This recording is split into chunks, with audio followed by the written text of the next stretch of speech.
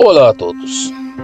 Hoje iremos falar de mais um assunto muito importante nas Escrituras Sagradas. E no estudo de hoje, iremos entender que tudo que plantamos também colheremos. E é justamente por este motivo que nós precisamos refletir o que realmente estamos plantando. Se é no Espírito para a vida eterna ou na carne para a morte.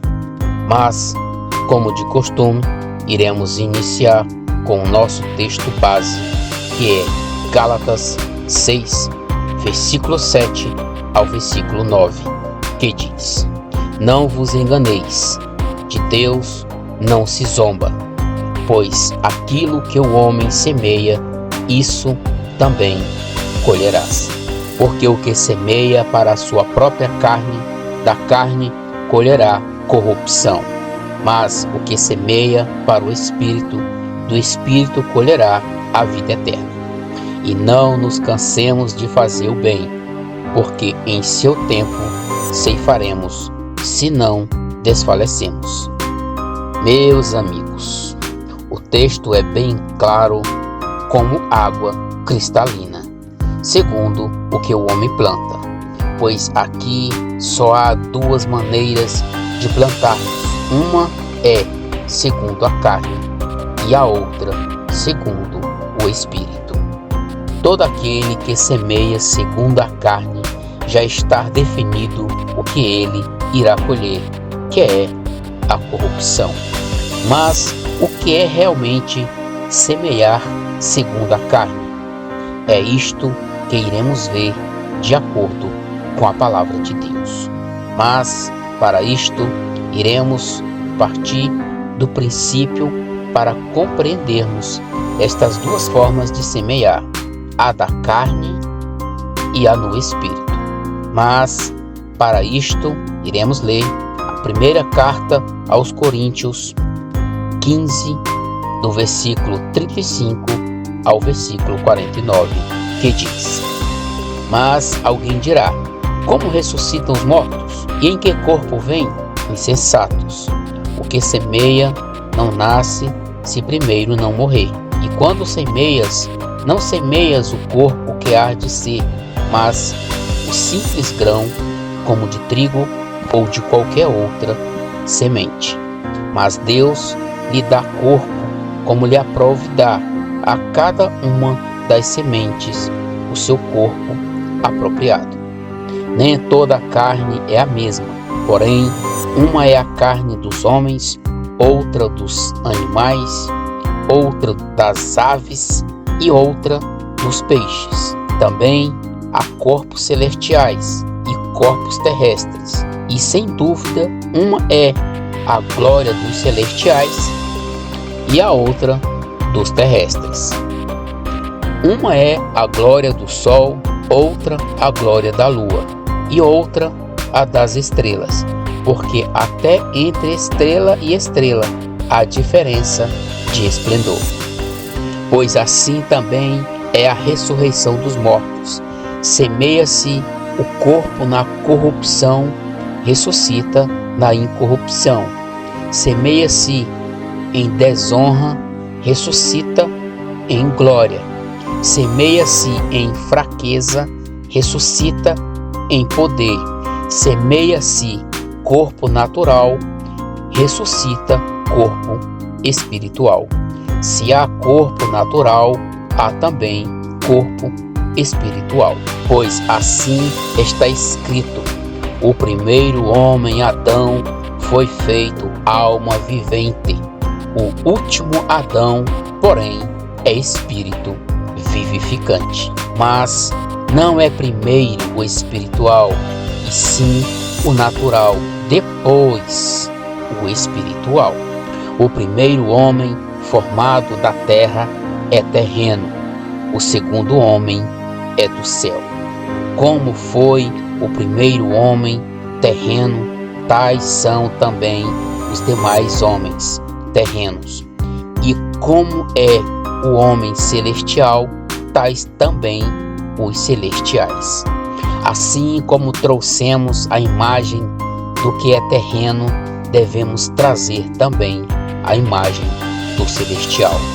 A palavra de Deus usa como exemplo uma semente lançada ao solo até a sua germinação para demonstrar a diferença entre homem natural e homem espiritual, porque é Deus que dá o corpo a cada um de acordo com a sua vontade, pois o homem foi feito do barro e a mulher foi feita a partir do próprio homem.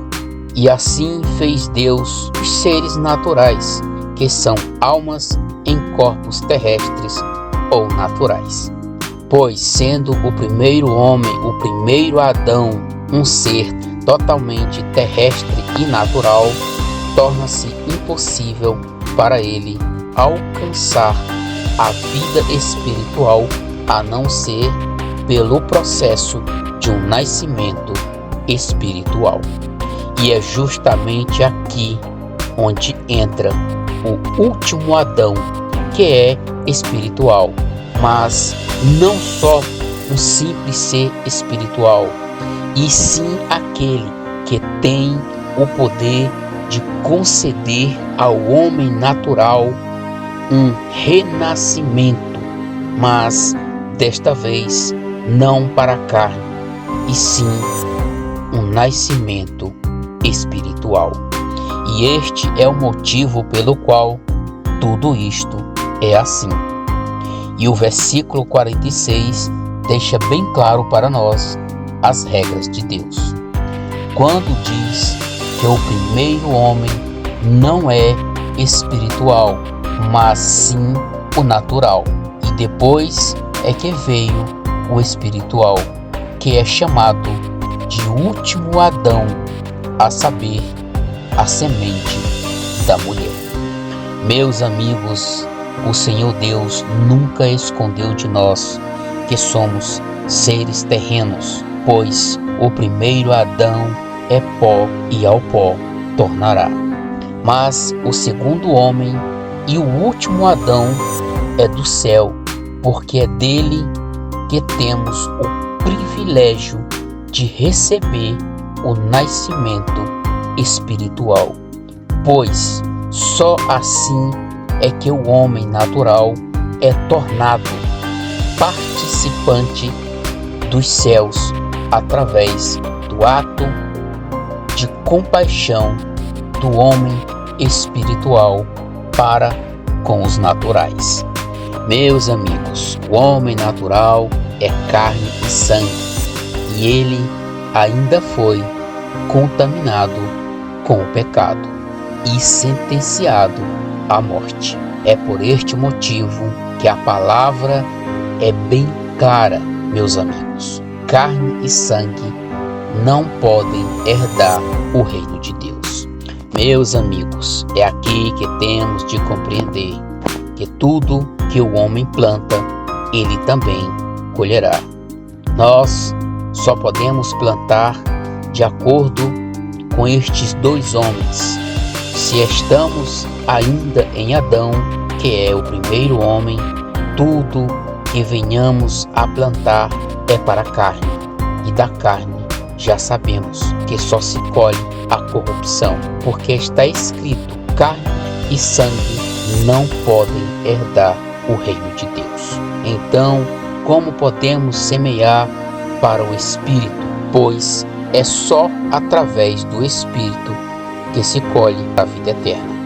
A única maneira disto tornar-se possível para qualquer homem é só através do nascimento espiritual que nos foi concedido através do sacrifício voluntário do Filho de Deus em favor deste homem caído e destinado à corrupção. Pois só através do nascimento espiritual é que podemos plantar para o Espírito, porque é unicamente através do nascimento espiritual que nos tornamos seres espirituais, graças à ressurreição de Cristo dentre os mortos, pois foi através deste ato que ele nos resgatou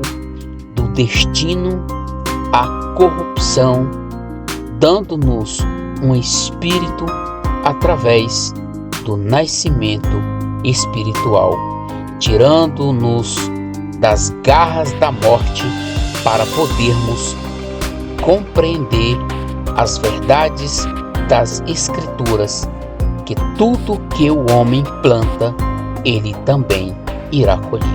É por este motivo que a palavra é bem clara em 1 Coríntios 15, versículo 22 ao versículo 24, que diz: porque assim como em Adão todos morrem, assim também todos serão vivificados em Cristo. Cada um, porém, por sua própria ordem. Cristo, as primícias, depois os que são de Cristo na sua vida. E então virá o fim, quando ele entregar o reino ao Deus e Pai, quando houver destruído todo o principado, bem como toda a potestade e poder. É como costumo a falar, meus amigos. Para um bom entendedor, a palavra certa é o suficiente. Ou é de Adão para a corrupção, ou de Cristo para a vida eterna.